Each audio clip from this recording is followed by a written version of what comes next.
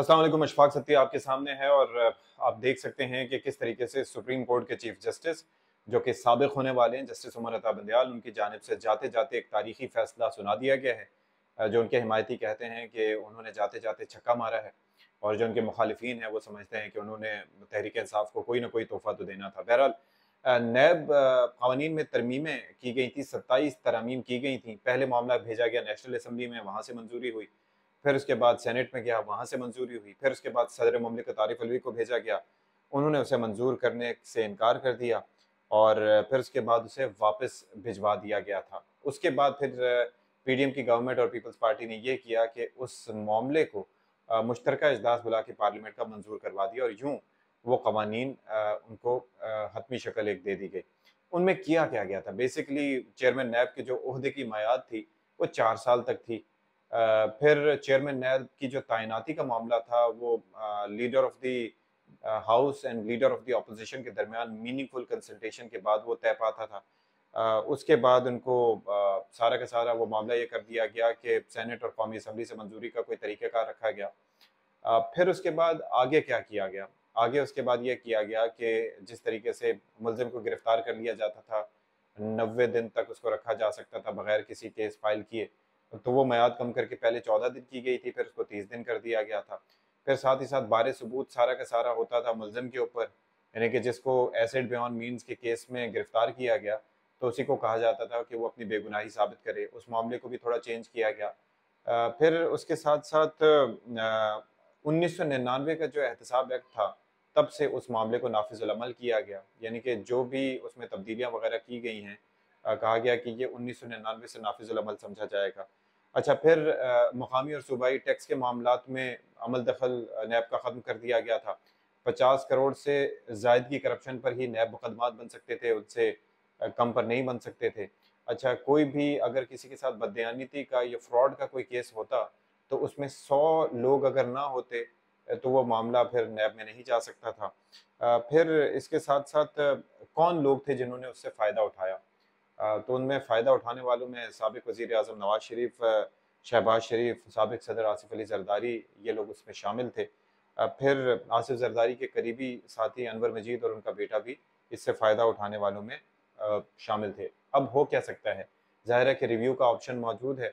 अब 5 सितंबर को इस मामले पर फैसला महफूज हुआ था और चीफ जस्टिस उमर अता बंदयाल की सरबराही में 3 रुकनी बेंच था जिसने इस मामले को देखा। अच्छा, इसमें 2-1 की अक्सरियत से फैसला सुनाया गया है, तो जस्टिस मंसूर अली शाह का इसमें इख्तिलाफी नोट है, तो वो अब देखना होगा कि उन्होंने अपने इख्तिलाफी नोट पर क्या देखा है। अच्छा, फिर दूसरा मामला ये है कि ये जो नैब का महकमा है ना, इसके अंदर काफ़ी सारे इश्यूज़ हैं। अब चेयरमैन नैब की मुद्दत भी 4 साल हो जाएगी, तो लेट्स सी व्हाट हैपेंस। फिर दूसरा ये है कि जो रिकवरीज़ के मामले पे नैब की जानिब से बढ़ा-चढ़ा के आदाद-ओ-शुमार पेश किए जाते रहे कि जी हमने पता नहीं कितने खरब रुपए पेश किए थे, कितने खरब रुपए जो है हमने हासिल किए थे। फिर एक और चीज़ ये थी कि आप अंदाज़ा कीजिए कि पर ईयर जो बजट नैब को दिया जाता रहा, वो अरबों रुपए का था। यानी कि आप ये देखिए कि 2018 से 19, 2019 से 20, 20 से 21, 21 से 22 में अरब-हा रुपए दिया गया। तो फिर ये सवाल भी यहाँ पर उठता है और उस वक़्त जस्टिस जावेद इकबाल साहब थे चेयरमैन नैब, वो सर से पाँव वाले। तो क्या ये तहरीक इंसाफ का दौर था या जावेद इकबाल साहब का दौर था? ये चल क्या रहा था? और उस वक़्त एसेट रिकवरी यूनिट भी एक था जो कि बड़ा फ़ाल होता था। तो यहाँ पर सैफुर रहमान का एहतसाब ब्यूरो भी सबने देखा है, फिर ये वाला सिलसिला भी सबने देखा। लेकिन मसला ये होता है कि रिकवरी जो है, वो प्रॉपर्ली उस तरह से नहीं हो पाती जिस तरीके से होनी चाहिए। अब इसमें हो क्या सकता है? अब इसमें रिव्यू का ऑप्शन मौजूद है, तो वो फिर चीफ जस्टिस साहब के पास ये मामला जाएगा, जस्टिस काज़ी फ़ाइज़ ईसा साहब के पास, तो वो देखते हैं कि इस मामले पर अब क्या हो सकता है। अब एक क्वेश्चन बड़ा इंपॉर्टेंट है, 21 अक्टूबर की तारीख दी गई थी कि मियाँ नवाज़ शरीफ साहब वतन वापस आ जाएँगे। और ज़ाहिर है कि मियाँ नवाज़ शरीफ साहब फ़ायदा उठाने वालों में शामिल थे। अब इस फैसले के बाद क्या वो तारीख अब डामाडोल हो जाएगी? क्या फिर से अब मियाँ साहब की वापसी जो है वो शशोपंज का शिकार हो जाएगी? ज़ाहिर है कि ही विल बी कंसर्न्ड कि ये तो गले में पड़ गया मामला सारा का सारा।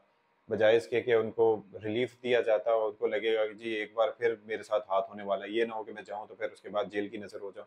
तो ये काफ़ी क्वेश्चन है जो उनका जवाब देना होगा। फिर अब ज़ाहिर है कि अब इसको रिवर्स क्या किया जा सकेगा? ये भी आप देखिए, और रिटायरमेंट से पहले अपना आखिरी फैसला दे के गए।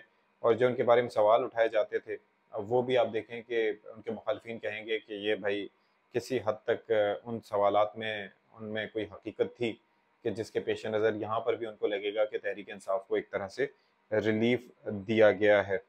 अब क्या करेगी? अब इसके ऊपर ज़ाहिर है कि बड़ा एक कोई भी चीज़ है जिसके अंदर क्लैरिटी मौजूद नहीं है, बिकॉज़ हमारी सियासत में क्लैरिटी होनी चाहिए। ज़ाहिर है कि हमारे कोई समत होनी चाहिए, कोई डायरेक्शन होनी चाहिए। जो एहतसाब के महकमे हैं, उनकी कारकर्दगी पर काफ़ी सवालिया निशान पहले भी उठते रहे हैं और लगता यही है कि जो भी हुकूमत आती है उसको अपने एक टूल के तौर पे यूज़ करती है और ज़ाहिर है किसी का बाज़ू अपने मुखालिफिन का बाज़ू आर्म ट्विस्टिंग के लिए। तो ये बहरहाल नहीं होना चाहिए और रिकवरी हो तो वो ठोस रिकवरी होनी चाहिए।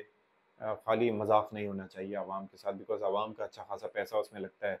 इन्वेस्टिगेशंस होती हैं और सारी चीज़ें होती हैं और वो मज़ाक नहीं है। तो खौफ की अलामत सिर्फ नहीं बनना चाहिए बल्कि एहतसाब के ज़रिए खौफ की अलामत बनना चाहिए और एहतसाब ऐसा हो जो होता हुआ नज़र भी आए।